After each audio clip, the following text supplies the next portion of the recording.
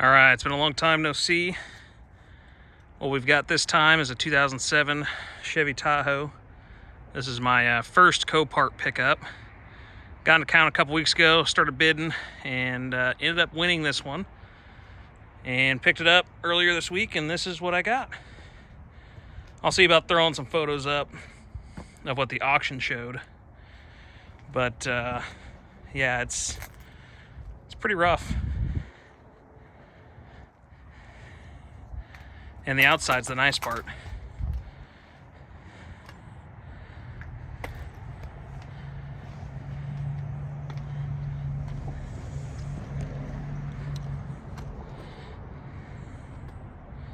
So, big old dent in the bumper, plastic bumper. I might be able to get that pulled out, I don't know.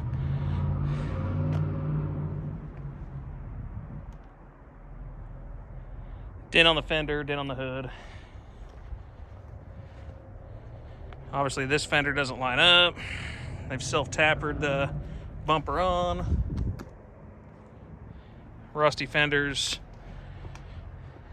Fenders dented in, doors messed up. So this door doesn't open all the way. It's about as much as it gets.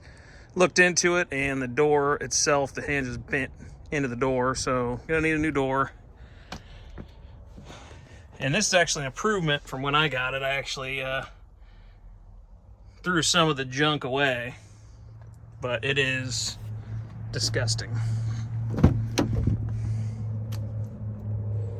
So in the pictures, it didn't look that bad. It looked dirty, but it didn't look that bad. But yeah, this is the stuff they don't show you. I got that third row seat out, and it's just garbage underneath. I mean, you can kind of see I got it moved back so I didn't want it to relatch with all that crap in the way. But went to pick it up. Planned on driving it home. They had it listed as a run and drive. Hooked the jump pack up. Well, first I checked the oil, and the oil was about 3 quarts low. I'm like, that's not great, but I know these are common for oil consumption. So got the oil topped off, hooked the jump pack up, took a couple tries, finally started, and I thought everything was good. Oil pressure is at 40, and truck wasn't overheating. I let it sit for about 20 minutes while we were kind of looking at everything, had a couple flat tires. And then the low oil pressure light, shut engine off, came on. I'm like, great.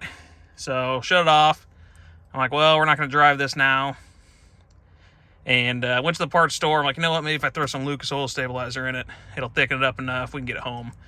And then my buddy noticed that there's a huge puddle of oil on the trailer right underneath the engine. I'm like, well, we're definitely not driving it home now.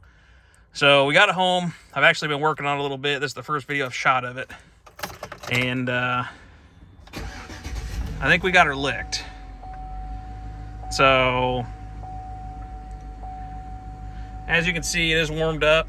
I've had it running for, I don't know, hour and a half, and that's what we've got for warm oil pressure, which I'll take. You know, just under 40, and we're probably like 35 pounds, which on a truck with, let's see,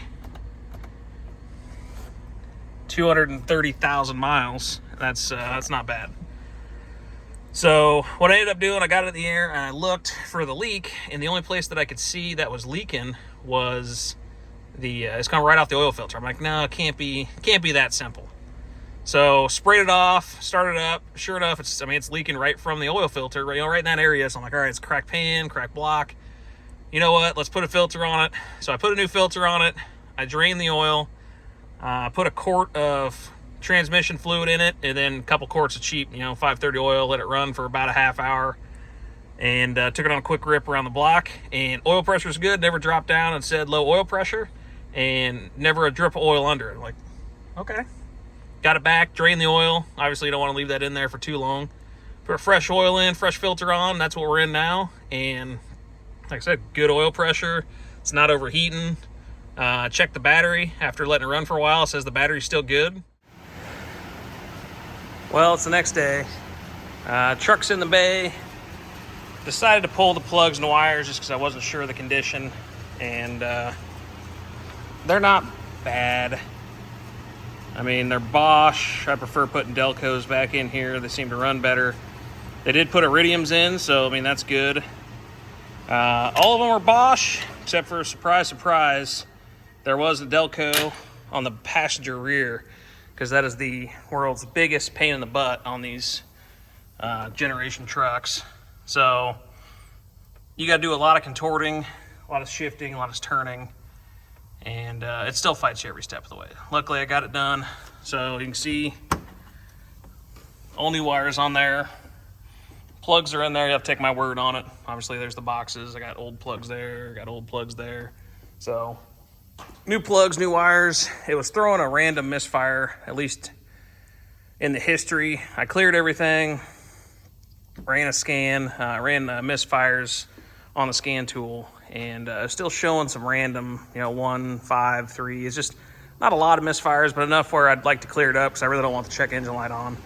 So we're going to fire it up, see if the scan tool picks up any misfires now, and then we're going to proceed to, while I was here, we got a little bit of a coolant leak, and the bottle doesn't look the best, and I kept seeing just a little puddle of coolant there, so I figured while I was here under the bay, I'd take a look, and I'm just going to replace the overflow tank. It's $30, and I'm sure it's probably original, so we'll put a new one of those on, cross our fingers that fixes it, and then I think I'm going to have to flush the system, because you can see I put Dex Cool in, and I believe it was green underneath. I don't know.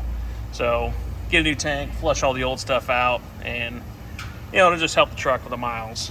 But yeah, new plugs, wires. We're gonna fire it up and see how it goes. All right, truck is running. Just had to get the scan tool hooked up, so I didn't obviously start it on camera, but there we go. She's idled down, probably about, what's that, 600-700? Yeah, about 700 RPMs. And so far, no misfires.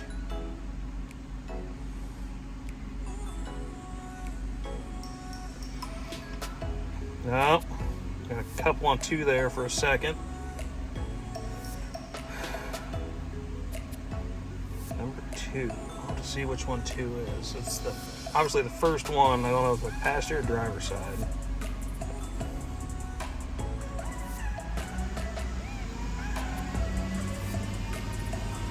Grab it up a little bit, see if it gives us anything.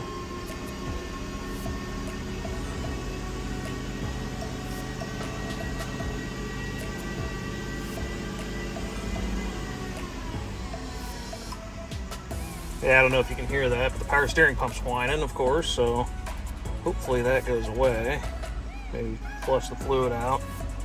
Yeah, I mean, that little blip in 2 must not have been enough to even throw a history code, but it seems to be running a heck of a lot better. Another thing I didn't note was whoever did the plugs last time decided to do, 7 instead of 8. And also, they decided to do, what, we got half of the wires. So it had half Delco and then half whatever this Edge Premium is. So it's got the correct Delco wires on it, the correct Delco plugs. And I think if it weren't for that power steering pump, this thing actually would sound pretty good. For 200,000 miles, 230,000, it's purring right along. So I think I'm gonna put it in the air since it's on the lift already and change the front diff and transfer case fluids. I'll have to go back later and do the rear diff because I don't have my tool, my transfer pump, and we'll probably service the transmission. Fluid's still full. It has a red tint to it. It's not completely burnt and black, but it definitely needs serviced. So now that we're inside, not out in the cold, you can kind of see what I'm talking about here. Self-tappers holding the bumper on, just awful. Rusty fender.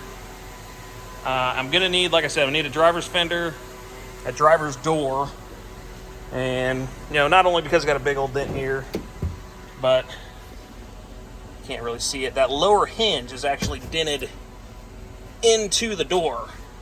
So looks like the pillar's still good. The door is garbage. Back door is pretty good. Got a little dent here.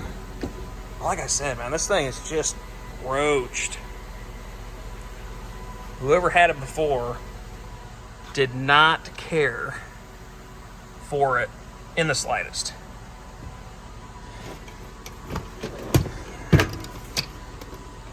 Luckily, all the seats still work. The third row was stuck.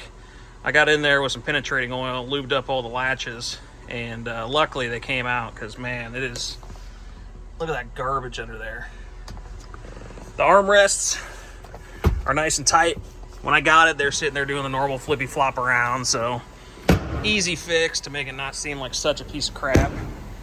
Tailgate doesn't open from the back handle, but luckily I've got the new remote programmed.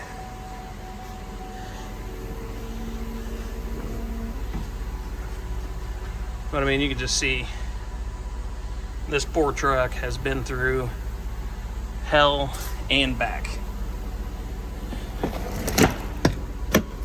Look at that yumminess.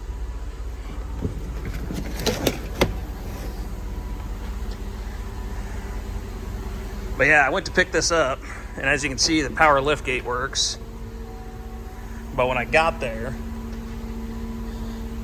I went around back, like, oh, let's take a look at the back. And you hit this button, nothing. Like, all right, well, let's get in the liftgate. Hit that button, it's broke. I'm like, okay, well, that sucks. I thought the liftgate was actually jammed, but it's not. No real smoke coming out of the exhaust. A little bit of rust on this door. But yeah, this thing, I'm gonna have somebody clean it up for me, and I'm going to thoroughly apologize before I give it to them, and obviously make sure and take care of them when I go to pick it up, because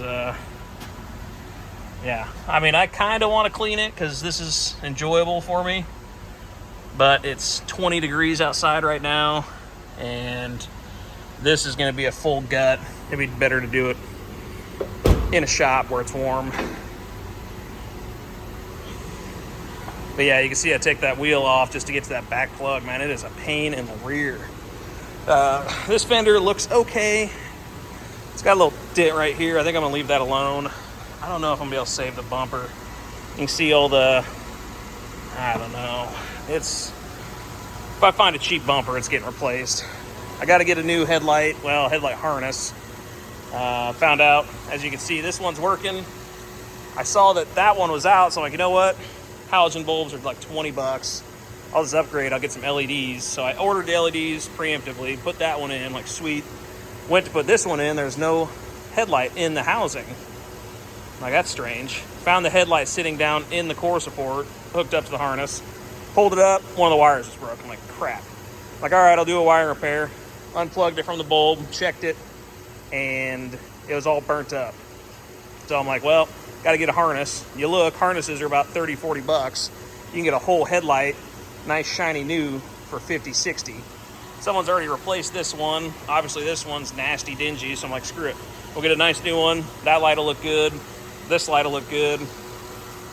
It'll be the nicest thing on the truck. So stand by, we're gonna put this thing in the air. We're gonna see how bad the fluids are. I'm sure at 200 thou.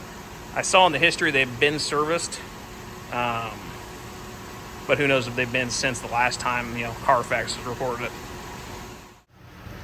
All right, got the truck in the air. Got the front diff, we're gonna mess with it right now. So loosen the fill plug, that was kind of a pain. Loosen the drain plug, oh, thought I did. There we go. And we're gonna take a look at this together and see how bad it truly is. Come on, be okay.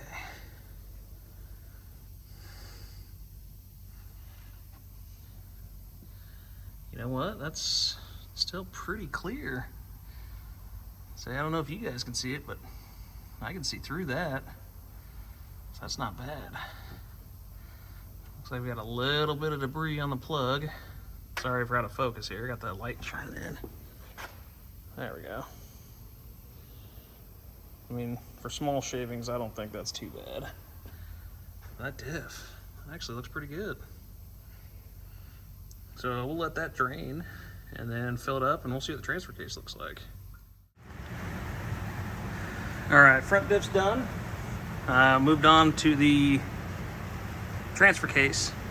As you see, I got the fill plug pulled and strained a little bit, which means it's full. That's good. But looking at the fluid, this is supposed to have automatic transmission fluid, and that sure looks like gear oil to me. So obviously somebody has changed it, but it hasn't been changed with the correct fluid. So let's see if we can get this drain plug off.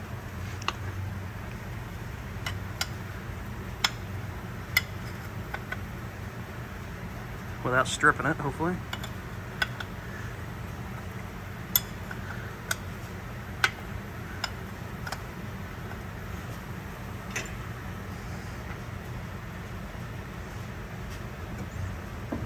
I can see this is going to go everywhere.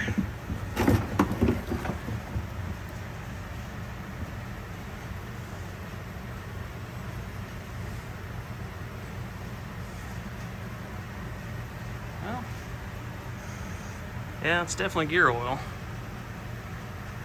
but it looks clean. You can see through it. So even though this truck looks like a complete piece of crap, somebody has maintained it. So we're gonna get that flushed out. I'll probably flush a little ATF through it just to clean it up. And yeah, we're off to a good start.